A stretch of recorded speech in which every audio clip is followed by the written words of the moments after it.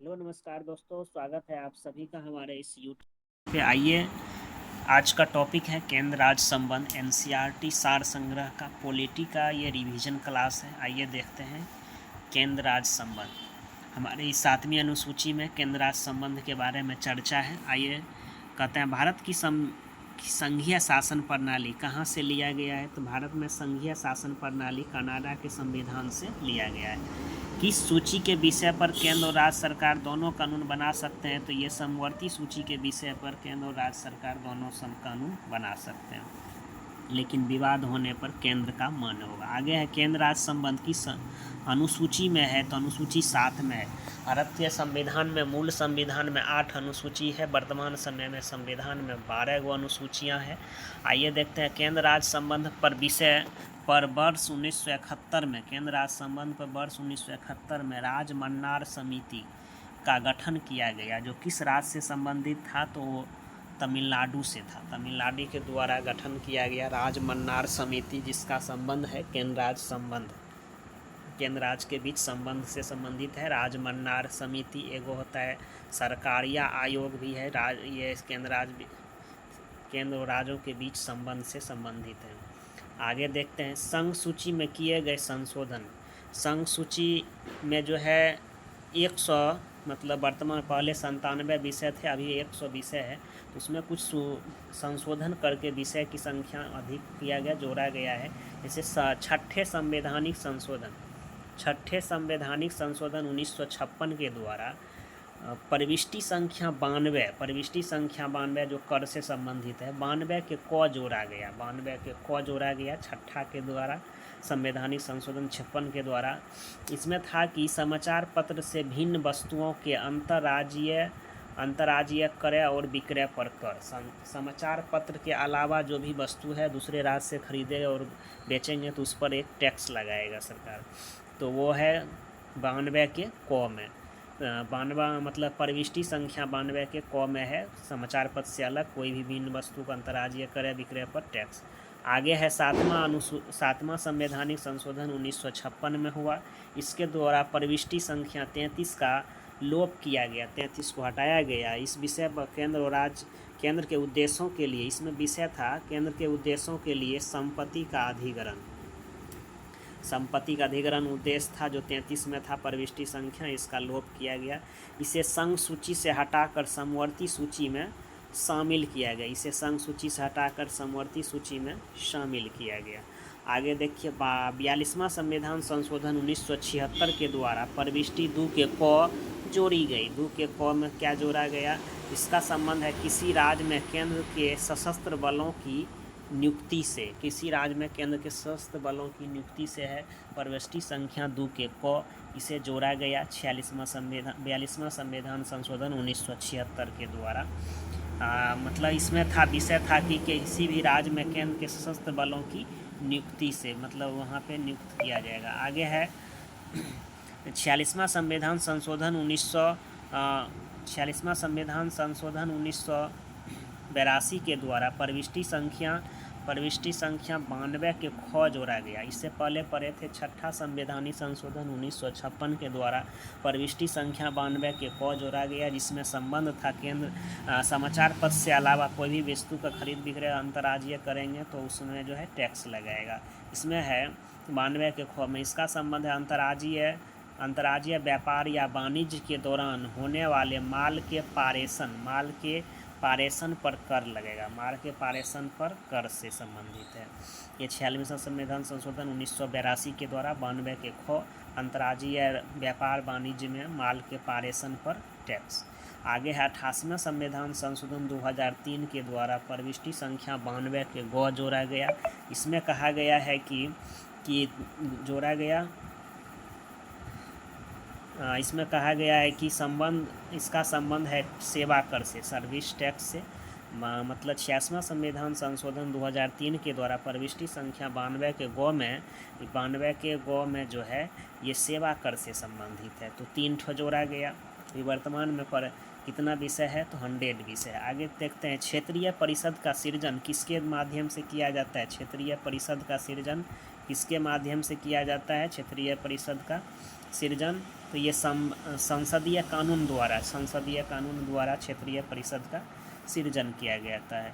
आगे है अंतर्राज्यीय परिषद का उपबंध किस अनुच्छेद में? अंतर्राज्यीय परिषद है 263। अंतर्राज्यीय संबंध मतलब अंतर्राज्यीय परिषद का गठन किया गया अनुच्छेद 263 में। आगे है रेडियो और दूरदर्शन के विज्ञापन पर कर कौन लगाता है? तो राज्य सरकार। रेडियो और दूरदर्शन के विज्ञापन पर कर कौन लगाएगा? तो राज्य सरकार लगाएगा। आगे है भारतीय संविधान। आगे है भारतीय संविधान का अनुच्छेद 249 में राज्य सूची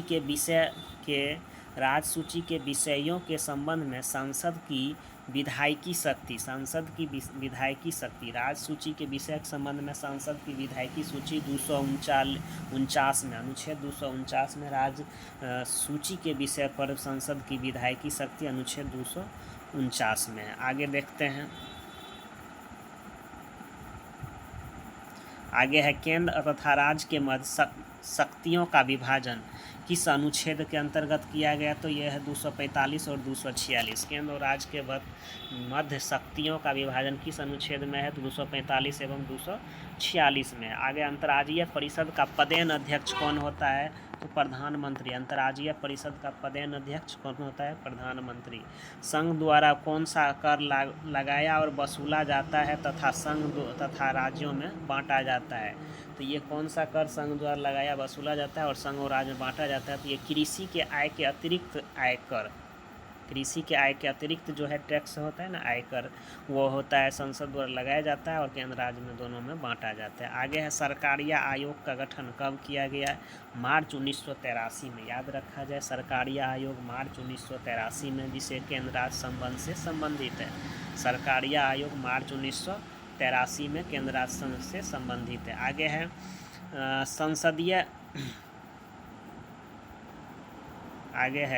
संसदीय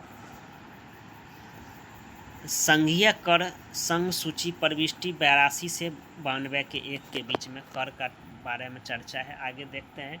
जैसे आयकर कहेंगे, कृषि आय को छोड़कर जो आयकर है, इनकम टैक्स, ये प्रविष्टि कौन में होगा? तो 82 में। संघ सूची के 82वीं प्रविष्टि में आयकर से है। सीमा शुल्क है 83 में।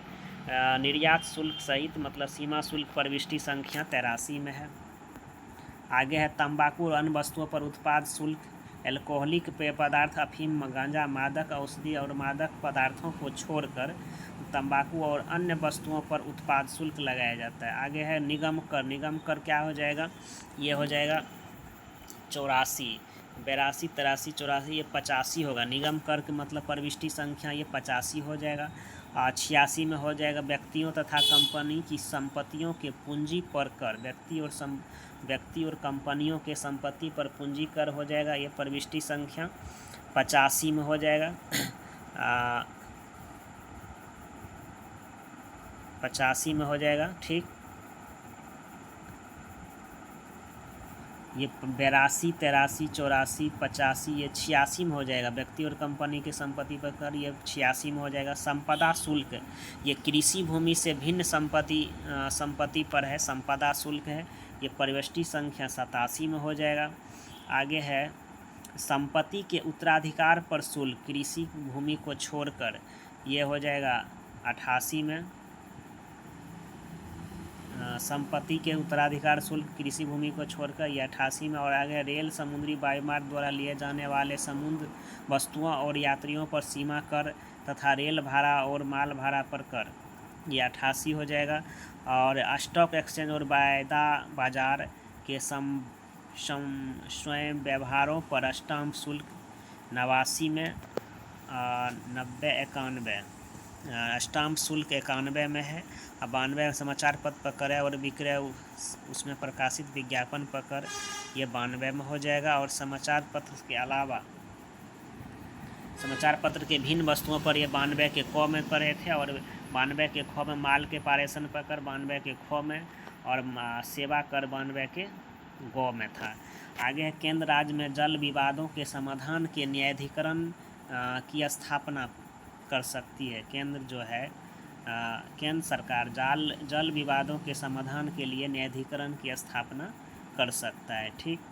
तो ये आज का वीडियो हम यहीं पे समाप्त करते हैं। ये जो पढ़े थे कि संघीय कर संघ सूची प्रविष्टि में 82 से लेके 92, तो ये आयकर होगा 82, 83, सीमा शुल्क 83, तंबाकू अन्य पर टैक्स होगा 84, निगम कर 85, व्यक्ति अन्य कंपनी पर संपत्ति पूंजी पर ये 86, संपदा 87, संपत्ति उत्तराधिकार 88, रेल समुद्री ये जो हो जाएगा 89, स्टाम्प शुल्क 90, संपदा शुल्क 91 और समाचार पत्र क्रय विक्रय पर प्रकाशित विज्ञापन पर कर 92 और 92 के क में होगा समाचार पत्र का अलग कोई भी वस्तु का क्रय विक्रय करेंगे अंतर्राज्यीय दूसरा राज्य में, तो ये 92 के ख में हो 92 के क हो जाएगा और 92 के ख में माल के पारेषण पर कर और 92 के ग में होगा सेवाओं पर कर, जो 2003 में सेवा पर कर के लिए मतलब 88वां संवैधानिक संशोधन द्वारा 2003 में 52 के गो 92 के गो में जोड़ा गया सेवा कर मतलब इनकम टैक्स सर्विस टैक्स।